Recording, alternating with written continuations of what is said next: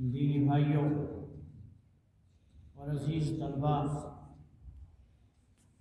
گزشتہ جمعہ اطاعت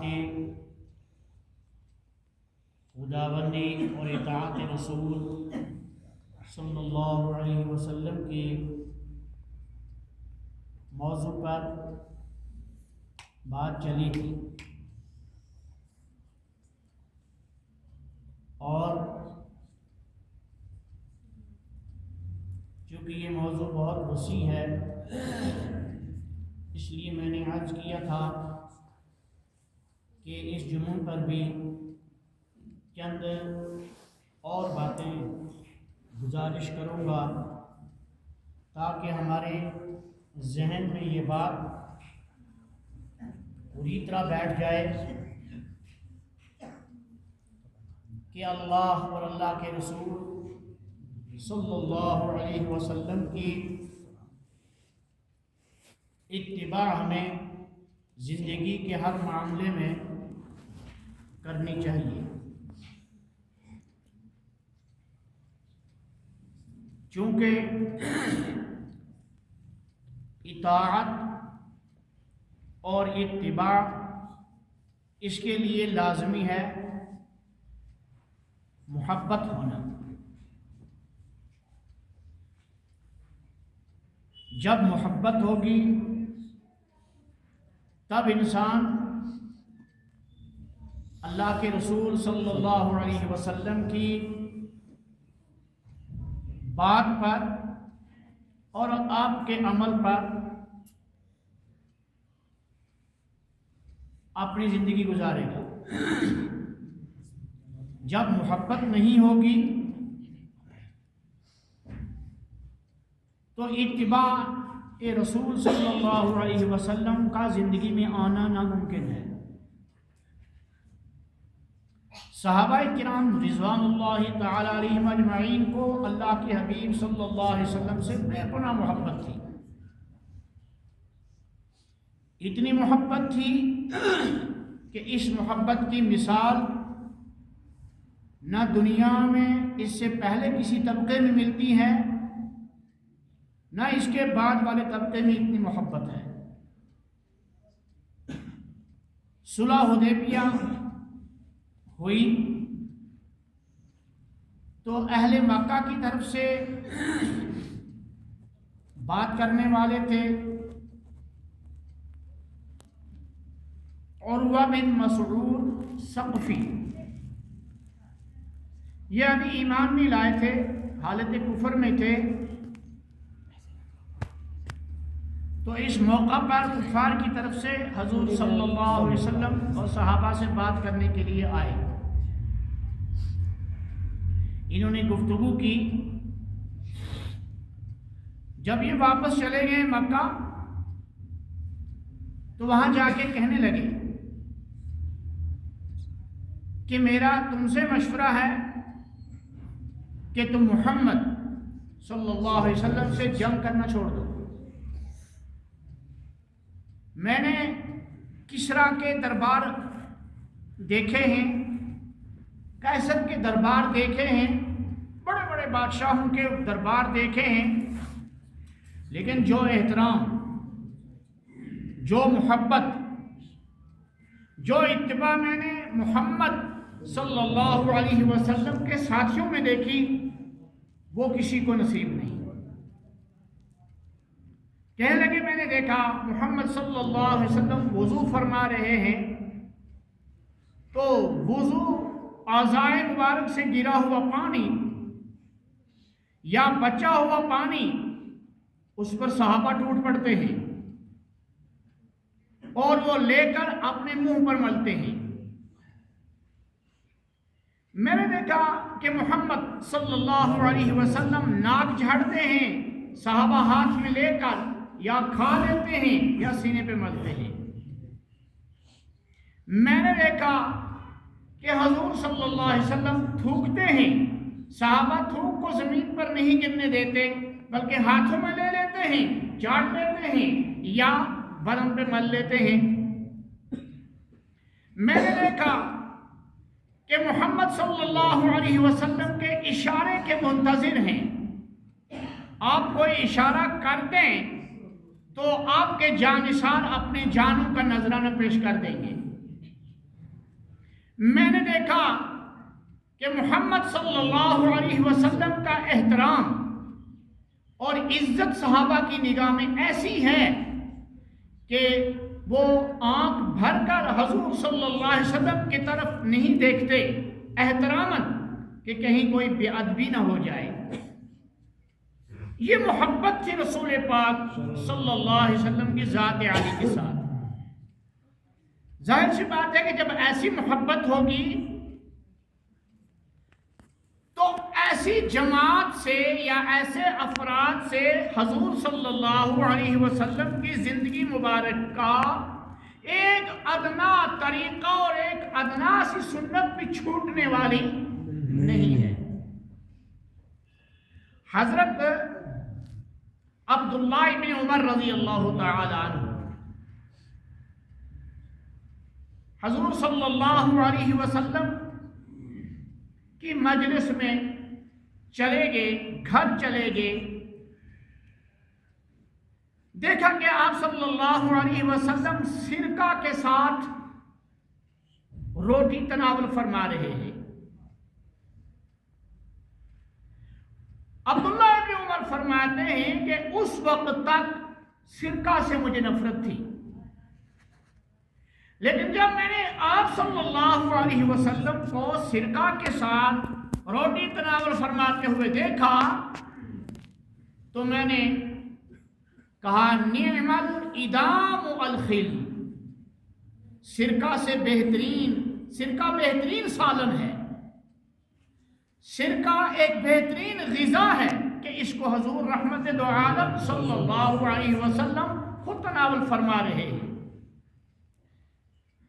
عبداللہ ابن عمر رضی اللہ تعالی عنہ فرماتے ہیں کہ میں نے حضور صلی اللہ علیہ وسلم کو قمیص پہنے ہوئے دیکھا اور آپ صلی اللہ علیہ وسلم کی قمیص کے بٹن کھلے تھے.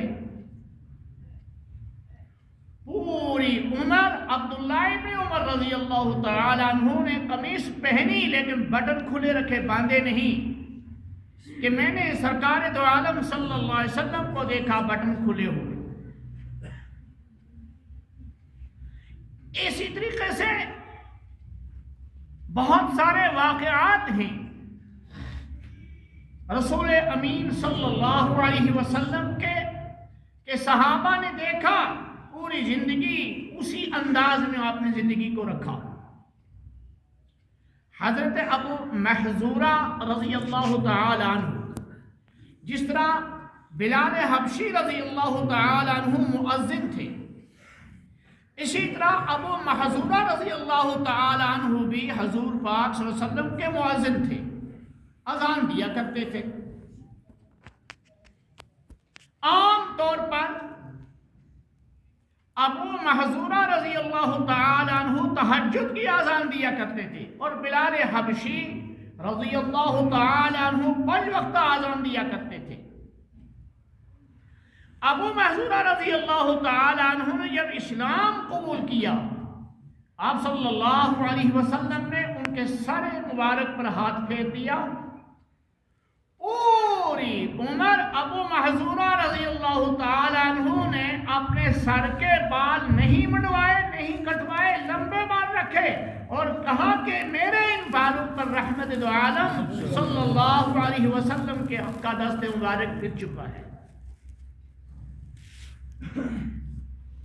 قرآن مجید میں ایک آیت آتی ہے، فَلَا وَرَبِّكَ لَا يُؤْمِنُونَ حَتَّى يُحَكِّمُوكَ فِي مَا شَجَرَ بَيْنَهُمْ ثُمَّ لَا يَجِدُوا فِي أَنفُسِهِمْ حَرَجًا مِّمَّا قَضَيْتَ وَيُسَلِّمُوا تَسْلِيمًا. اس آیت کا شان نزول یہ ہے کہ ایک منافق اور یہودی کے درمیان جھگڑا ہو گیا. اس منافق کا نام بشر ہے. جب جھگڑا ہوا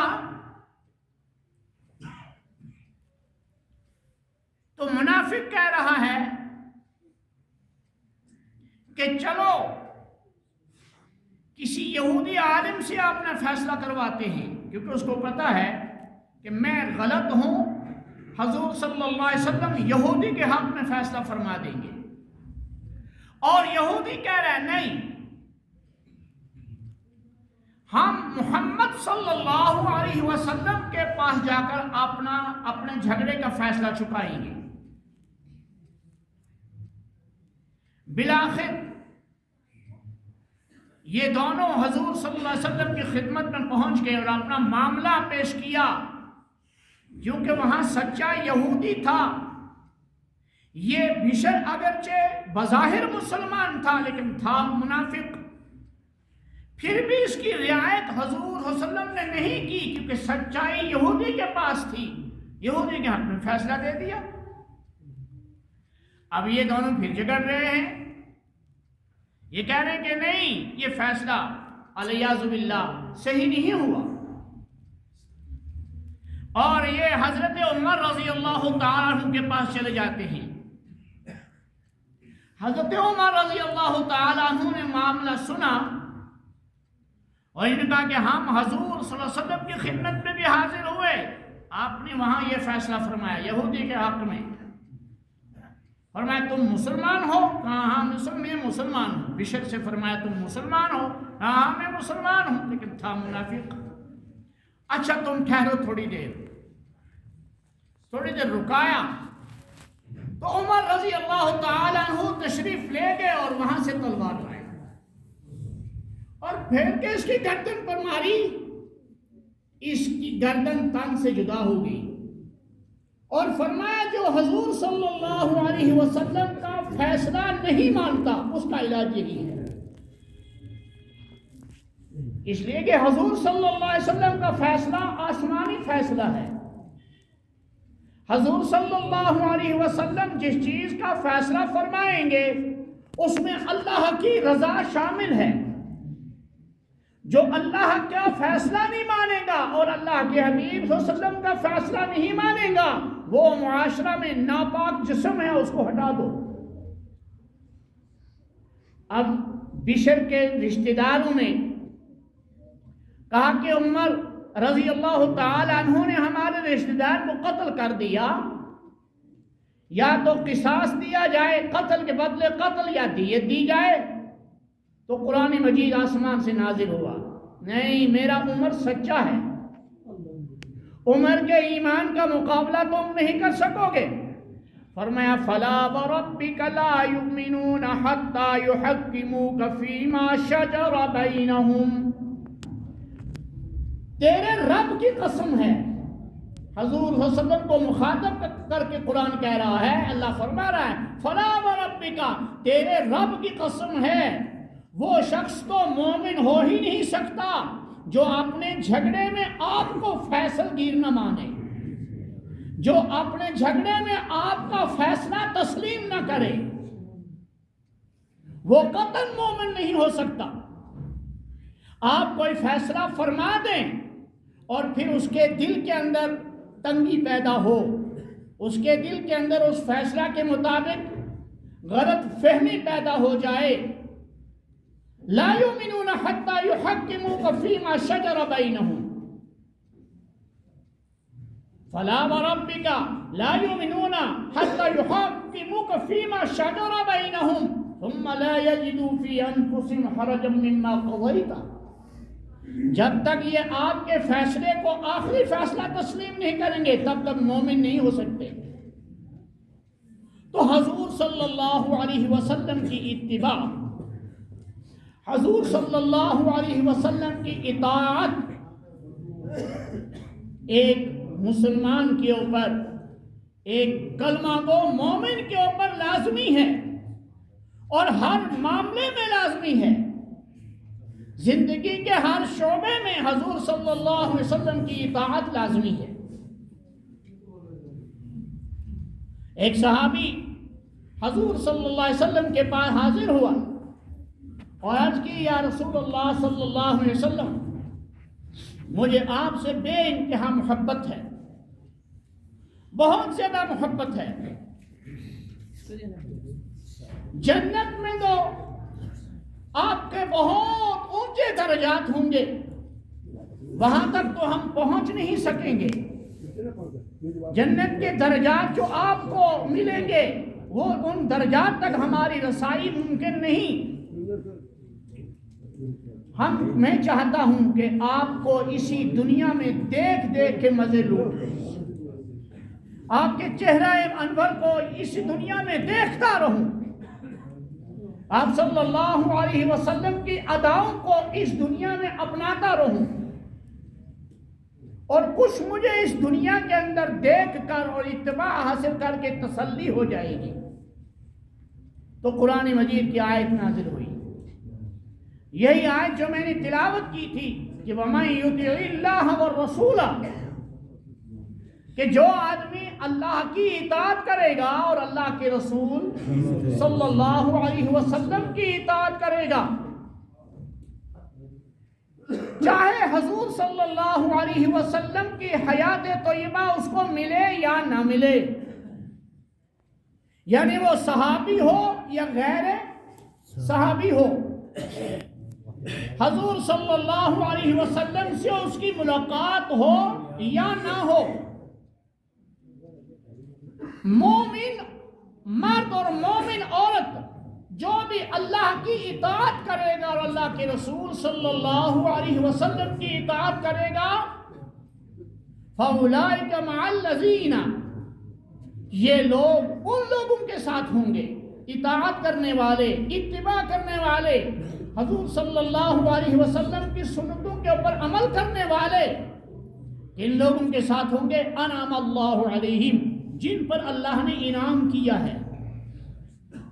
سورۃ الفاتحہ ہم پڑھتے ہیں، ہر ایک کو یاد ہے، اہدنا الصراط المستقیم، اے اللہ ہمیں سیدھا راستہ نصیب فرما، سیدھے راستے کی ہدایت عطا فرما۔ صراط الذین انعمت علیہم، ان لوگوں کا راستہ جن پر تو نے انعام کیا ہے۔ وہ انعام والے 4 گروہ ہیں، انعام والی 4 جماعتیں ہیں، ان کو قرآن نے اس آیت میں بیان کیا، انعم اللہ علیہم، جن پر اللہ نے انعام کیا ہے، اور وہ من النبیین، انعام والا پہلا گروہ، پہلی جماعت انبیاء کرام علیہم السلام کی جماعت ہے۔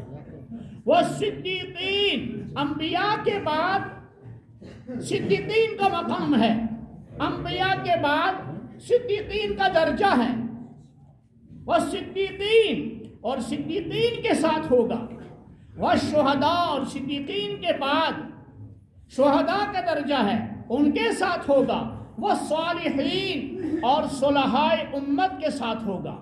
نیکی کے 4 درجے ہیں، نیکی کے 4 درجے ہیں، اعلیٰ نیکی کرنے والا، اعلیٰ اتباع کرنے والا انبیاء کے ساتھ ہوگا، اس کے بعد دوسرے درجہ پر اتباع کرنے والا صدیقین کے ساتھ ہوگا، اس کے بعد تیسرے درجے کی اتباع کرنے والا شہداء کے ساتھ ہوگا، اور اس کے بعد چوتھے درجے پر اتباع کرنے والا صلحائے امت کے ساتھ ہوگا۔ وَحَسُنَ أُولَٰئِكَ رَفِيقًا، یہ بہترین ساتھی ہیں انسان کے، یہ 4 جماعتیں بہترین دوست ہیں انسان کی۔ انسان کو انہی 4 جماعتوں کے ساتھ رہنے کے لیے اپنی زندگی میں تیاری کرنی چاہیے۔ ذَلِكَ الْفَضْلُ مِنَ اللَّهِ، جس کو یہ انعام مل گیا کہ ان 4 جماعتوں میں سے ایک جماعت کے ساتھ اعمال، ایک جماعت کے ساتھ رہنے کے لیے اعمال کر لیے، تو ذَلِكَ الْفَضْلُ مِنَ اللَّهِ، یہ اللہ کی جانب سے اس کے اوپر بہت بڑا فضل ہوگا۔ وَحَسُنَ أُولَٰئِكَ رَفِيقًا، اور یہ بہترین ساتھی ہیں ان کے۔ اللہ تعالیٰ سچی اتباع نصیب کرنے کی، اتباع کرنے کی اللہ تعالیٰ ہمیں نصیب فرمائے اور توفیق عطا فرمائے، اور حضور صلی اللہ علیہ وسلم کے مبارک نقش قدم پر، صحابہ کے مبارک نقش قدم پر چل کر اپنی زندگی کو قیمتی بنانے کی توفیق عطا فرمائے۔ وآخر دعوانا ان الحمد للہ رب العالمین۔